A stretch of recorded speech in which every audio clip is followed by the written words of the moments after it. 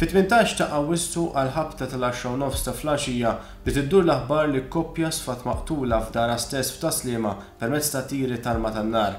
Il-vittmi Christian Pandolfino, tabib u bankier ta' 58 sena u Ivor Maciejowski ta' 30 sena.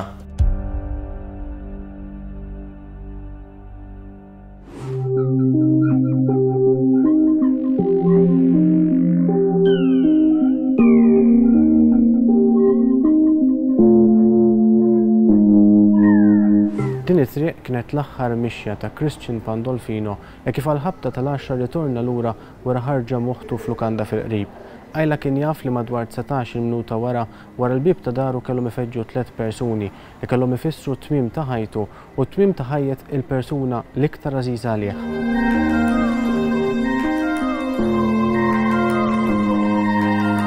L-hawnhekk waqfet il-karozza bi 3 persuni joħorġu minnha u jersqu lejn id-dar. Wara li twettaq id-delitt din kienet l-istess karozza li ntużat sabiex jaħarbu minn fuq il-post.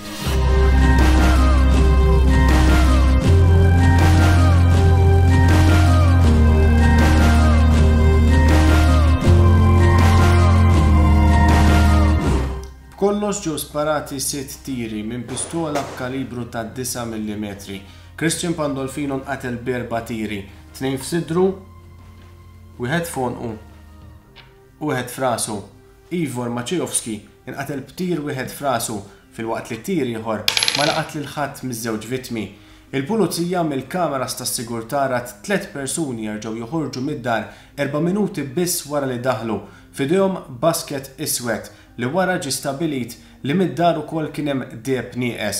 Fil-fatt, il-pulizija qed timxi fuq it-teżi li d-delitt doppju seħħ bil-mottiv ta' serqa.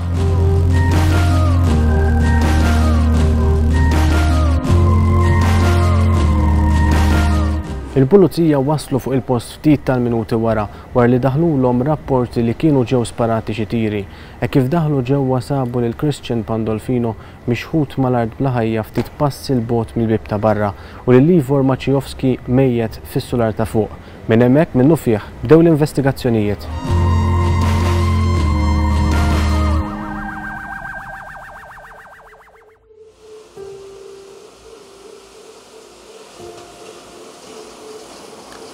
Kien f'dan il-parkeġġ qrib l-isptar San Luqa li fija l-pulizija sabet il-vettura użata fid-delitt doppju.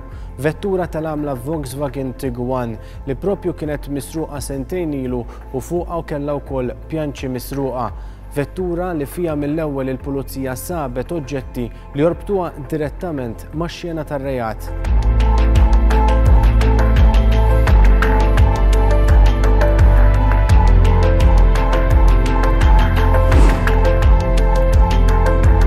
It-traċċi tal-marki ta' swaba misjuba fil-vettura kienu kruċjali sabiex il-pulizija tidentifika s-suspetta ewlieni wara dan id-delitt doppju.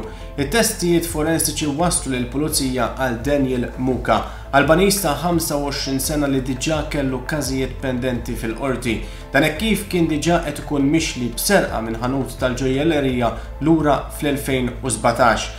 Il-pulizija innotat ukoll li jekk kif instabet il-vettura Daniel Muka waqaf imur jiffirma l-assa skont il-kundizzjonijiet imposti fuqu mill-qorti.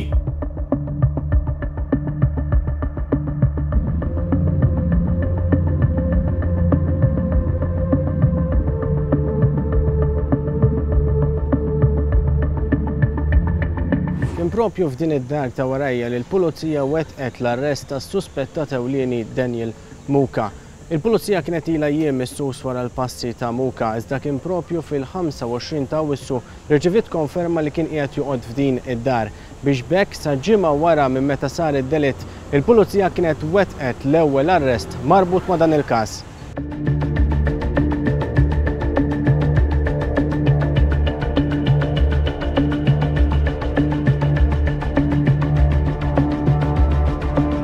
Biex wettqet dan l-arrest il-pulizija użat 4 flashbangs sabiex tiddiżorjenta lis-suspettat li kien qiegħed ġewwa. Minnu fih il-pulizija daħlet bil-dispożittiv u ħadet l-arma minn idejn Muka. Dik l-arma mill-ewwel bdew jinvestigaw sabiex jaraw jekk kienx l-istess arma li biha seħħ id-delitt doppju.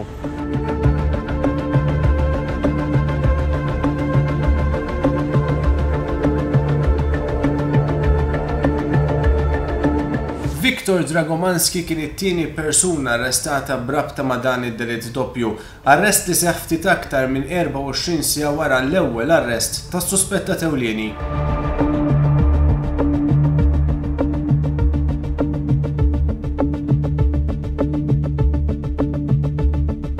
Il-pulizija daħlet informazzjoni ta' fejn kien joqgħod Dragomanski, però meta marru fuq il-post sabu raġel ieħor.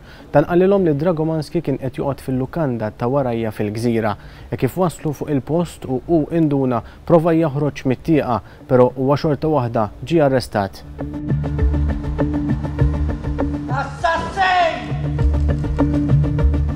Daniel Muka tressa il-qorti fis-27 ta' Awwissu, akkużat bil-qtil tal-koppja u b'serq ta' deheb u oġġetti li l-valur tagħhom jaqbes l-2300 euro. U ġimix li wkoll li kellu fil-pussess tiegħu arma tan-nar mingħajr il-permessi neċessarji skont il-liġi. U wieġeb mhux ħati tal-akkużi miġġuba kontrih u l-avukat difensur talab li jingħata terapija minħabba t-trauma li għaddej minnha. Il-qorti leqet din it-talba u żammitu arrestat.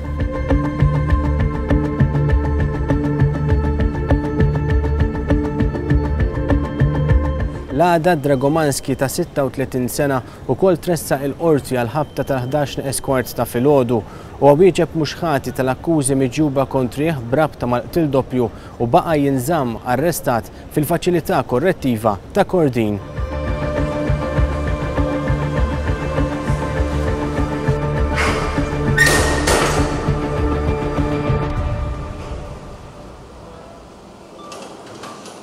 Fl-istess jum il-Pulizija Maltija bdiet proċess sabiex inħareġ mandat tar-arrest Ewropew sabiex ikun intraċċjat u jinġib lura pajjiżna it-tielet suspettat allegatament involut f'dan id-delitt doppju. It-tielet suspettat li huwa Daniż bl-isem ta' Jesper Christensen ħarab minn pajjiżna b'titjira diretta lejn Barcellona fi Spanja.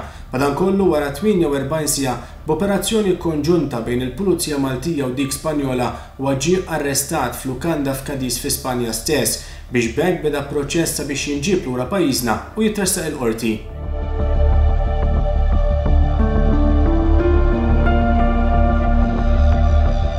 B'hekk il-Pulizija rnexxielha tidentifika u tarresta lis-suspettati kollha allegatament involuti f'dan il-każ. Każ li ħasat lil pajjiżna b'serqa minn dar ta' koppja li spiċċat temmitilhom ħajjithom.